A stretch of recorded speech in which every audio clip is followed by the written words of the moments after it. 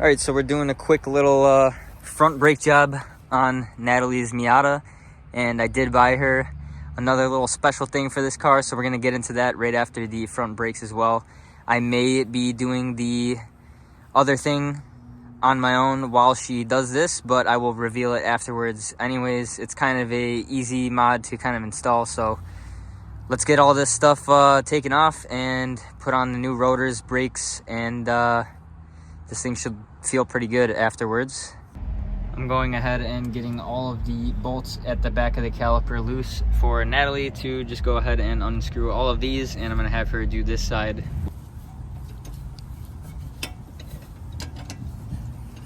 Getting some double action going on here. Yeah, just twist it. If it's loose enough, yeah. Okay, should I take it out then? Yeah, if you could take it out, take it out. And then once the caliper's off, we gotta get the caliper bracket off. And then we can pull the rotor off and start swapping these parts. Nice. Good job. All right, you can take this off, just slide it. I should do that. You just gotta like lift it up a little bit. All right, got you. Just wiggle it. Perfect. Then just set it down here in the wood. And then you see these two clips. You gotta remember how this goes back in. So these two clips you could pop out. That's what keeps the brake pads together. And they probably give you new clips. But here, let's look at these nasty brake pads. Gone. Dude, this thing's it's actually falling off the pad. Like what? That's pretty bad. And then sometimes you can get in here with a flathead. Just pop these out really easy if it's not coming out by hand. The front one's not as bad as the rear, but it's getting there for sure. All right, so the caliper came off and the rotor was actually seized to the hub there. So I found a spare bolt that I had, which I'm sure if you own a Miata, you might have some bolts laying around that are metric, and you just thread this in as deep as it'll go, hit it with the impact, and you should get the same results and have a loosened rotor. And then you can go ahead and pull the rotor off.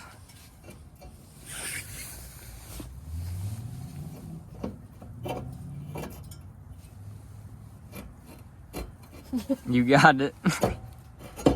Nice. And here's our nice rusty hub. We're gonna put some anti-seize on that before we throw our new one on. All right, so here's the anti-seize. This one has the nice little brush on the end. So take that and then go ahead and wipe it all between all of the studs. You can even get a little bit on the studs, that would be good too. But just use the brush and paint it like you're painting it. You can just lather that up if you want, because that's behind the rotor and it will be nicer for it to come off when you go to service these again. All right, so we have the entire hub painted with the anti-seize. Yes, it's a lot, but that is gonna help you in the future. So make sure you do that if you're gonna be replacing your brakes on any sort of car, because the maintenance is definitely worth doing. Now we can take the new rotor out of the bag and just gently place it on.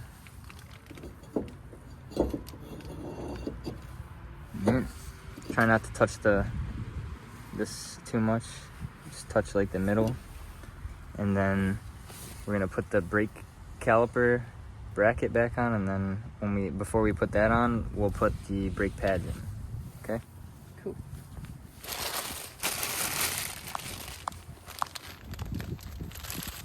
Before putting that bracket on, just hold it for me right there. We're gonna put some anti-seize in this, and then in the other one. get some on the slide pins and the bracket bolts as well. Alright, so now the brakes are put in, and we need to go ahead and spread the caliper piston back into the cylinder, and then we can slide this on here, because right now it will currently not fit. And then afterwards that it is on, we can pump the brakes to make sure this side completely locks, throw the wheel back on, and start on the next side. So everything's back together, looking nice. We're gonna throw the wheel up on here now. Other side's put back together. Let's take this wheel off and get started. Tires off.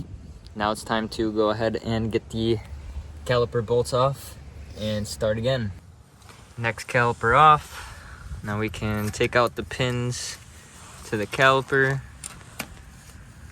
Yep. And then we can rip off the pads here. Oh, these ones are not good either. These are pretty flat. And this one is also kind of separating from the back of the pad. Ooh. Yeah, brake fluid was kind of leaking on the back of that one. This is gone, dude. This thing's so flat. The back parts of the brake pads went really bad fast. So now we're gonna go ahead and get this caliper bracket off and pull this rotor off. And if I have to do the same trick, I will record it this time. But there's that little hole, and I have that small bolt that fits in there perfectly. You just impact it on, so I'll show you guys if I need to use that. All right, so we got the bracket off, and same deal on this side. The rotor is stuck to the hub, so I'm letting her screw in the little pin that I used on the last side. And then we're gonna go ahead and put that 13 on there and grab the impact. And just so you can see, it is not gonna come off unless I start cranking on this bolt. So I'm gonna hold this here with my foot. And there we go. Take the bolt out. And we got a free rotor. Just like that.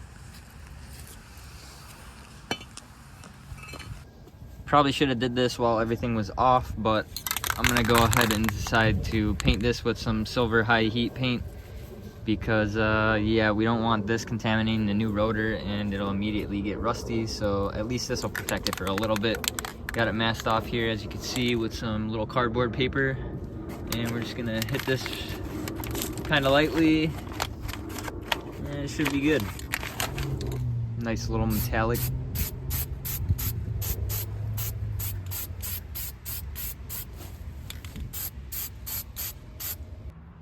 Now with the wheel put back on, it looks quite a lot nicer. Sorry, a little blur there. Way nicer than it did before, compared to having a new rotor with a rusty old caliper. Just that little bit of paint goes a long way. So I definitely recommend using this stuff on any sort of part that gets hot, and it will last quite a while. I have this on my turbo manifold right now, and it is holding up seamlessly. Again, now looking way better. Let's get that wheel on there. And with the wheel on, looking pretty good.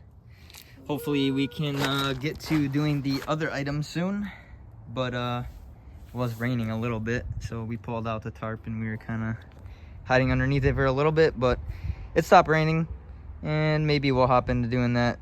All right, so the surprise was front coilovers. We got some Raceland Ultimos. I had these on my first Miata, but we're back in here again because another month later we need a wheel bearing, so we're gonna do both wheel bearings on both sides. All right, so we got it torn down to the old bearing. Now we're gonna take this hub off and replace it with the new one. Do the same to the other side. All right, so we got the nut off. It is looking pretty damn new, and it looks pretty new inside here as well. But the best part is that it just slid right off. I was gonna use my puller, but I didn't have to. If you could see there, the rust kind of like broke up, and now the wheel bearing was kind of wobbly. So we have the brand new one here. That's what it's supposed to look like. without that all that rust breaking off the edge of the bearing housing there. We're gonna put some fresh grease on the inside of here, even though it has some in it already.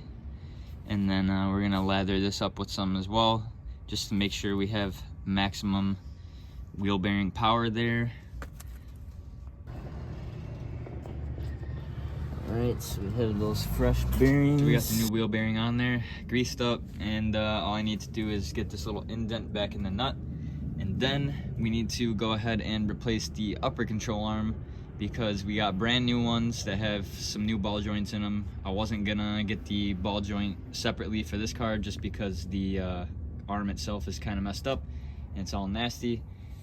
But after we do that on this side, we're gonna do that to the next side and get everything kind of situated back to the way it's supposed to be. I'm having Nat do the spark plugs while I get the wheel bearings and the upper control arms done. So oddly enough, the first cylinder had 52 of a gap on the spark plug. The second one had 50, and the third one had 45.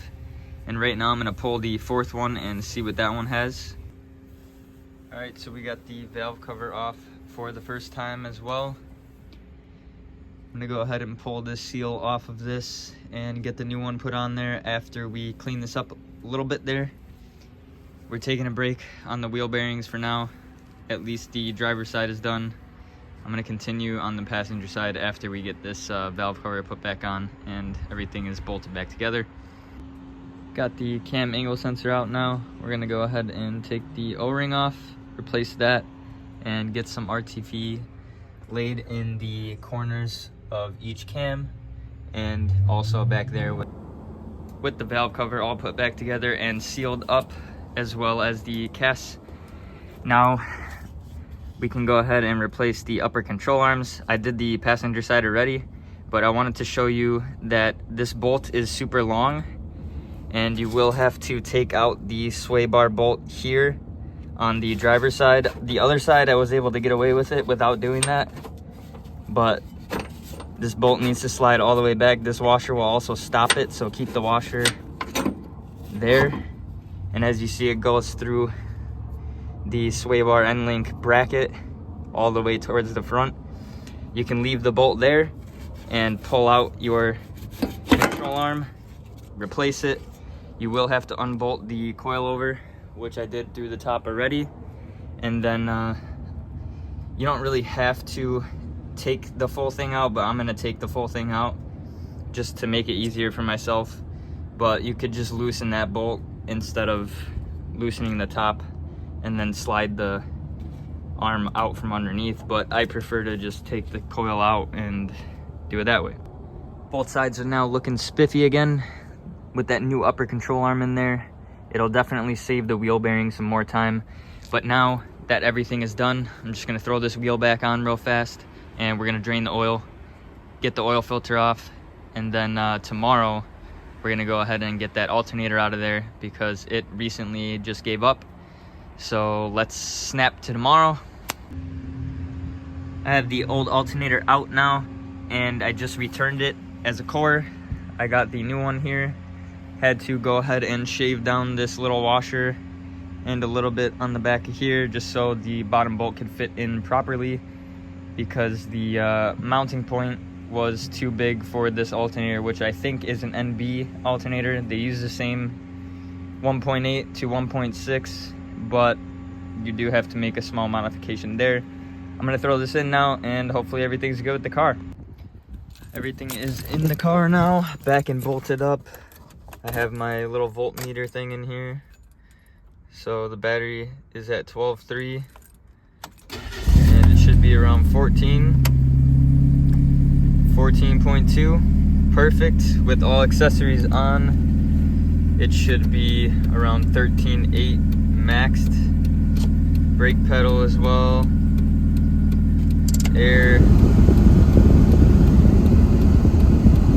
So we're sitting at 13.9. And with that, the whole car is now done and maintenance stuff, so we shouldn't have to worry about anything for a while.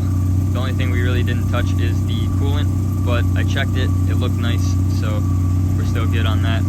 Everything else has been topped off, filled up, and greased up. I did end up getting the little needle attachment to my grease gun and filling up all of the ball joints because they did not have the little nipple on the ends.